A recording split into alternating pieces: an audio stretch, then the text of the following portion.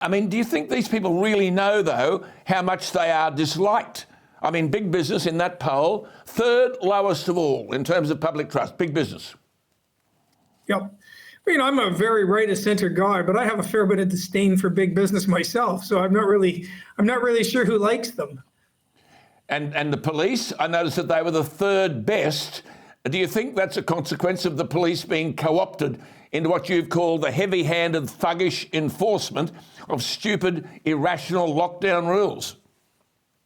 Well, they had the third best score, but it was still under 50%. So it was in the context of, they've lost a lot of respect. I mean, I grew up in a middle-class house in Toronto where I always thought the police were great. They had a hard job to do.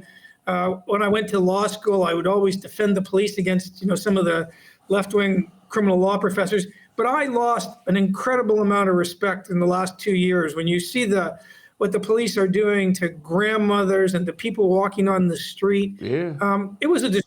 It was a disgrace, some of the police behavior during the pandemic. Endorsed by government, directed by government. I mean, then you've got, Xi and Putin and these people must be laughing. Trust in the US president at 23%. But a lovely comment by you, Professor James Allan, says, it makes you wonder if the quarter of respondents who have confidence in brain-addled Biden was smoking something when they were polled.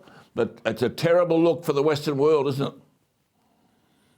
Yes, I mean he can't answer questions, and if it were a Republican president, the press would have hounded him out of office by now. He has very little cognitive ability. It's obvious to everyone. Everyone knows it.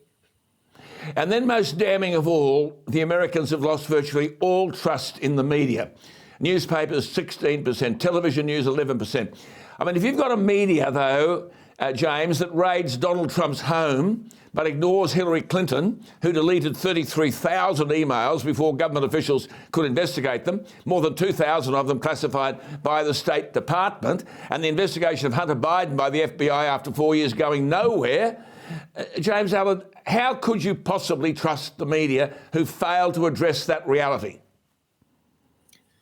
I think it's even worse than what you said. It's not just they've completely ignored Hillary Clinton and the Hunter Biden saga.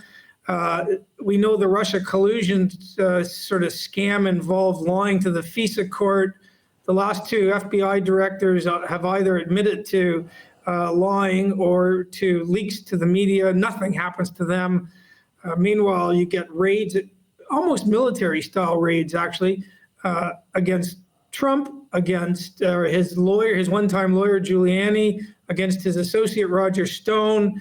I'm missing one. And you don't see any raids against any Democrat for anything. And after a while, it doesn't look like the equal application of justice. No, that's the drive. And so there's a fair bit of anger in the U.S. And who can blame them, really? And there's anger here too. I mean, basically, you're saying roll all these institutions together, and America's trust in them has sunk to 27%. And as you say, it's a Gallup poll, and they lean left. Now, yeah, they lean left. Now, nowhere was this more obvious. They oversample Democrats. They oversample Democrats. Everyone knows it. That's right. Now, nowhere, and you and I have talked about this before, nowhere was this more obvious than in coronavirus, whereas you say, and I quote, Professor Gupta at Oxford University, with a distinguished chair in epidemiology, has a different view on how to respond to COVID that she sets out with two other world-class epidemiologists, but she was censored, but she was right.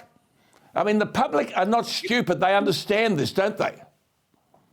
Well, if you look at that great Barrington Declaration that the three of them co-authored, one was from Oxford, Kulldorff, one was from Harvard, Kulldorff, Gupta from Oxford, and Jay Bhattacharya from Stanford. So these are people with credentials that dwarf any of the public health types here in Australia. And they said early on, this is a mistake. We should be focused our protection on the vulnerable, the obese, and everyone else should be left alone.